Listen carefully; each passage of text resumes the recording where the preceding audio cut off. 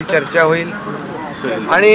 त्यामुळे मला वाटतं ही सुरक्षाची बैठक आज मुख्यमंत्री महोदयांच्या अध्यक्षतेखाली झालेली आहे, महत्त्वपूर्ण आहे आणि मुंबई आणि महाराष्ट्र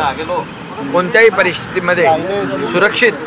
ठेवला जाईल या पद्धतीने आपण सगळेजण आपली सिस्टीम अलर्ट करण्याची चर्चा यामध्ये झाली। जिल्ह्याचा पालकमंत्री म्हणून मी त्यांचं अभिनंदन करतो आणि माझ्या जिल्ह्याच्या जनतेला हे आवाहन करेन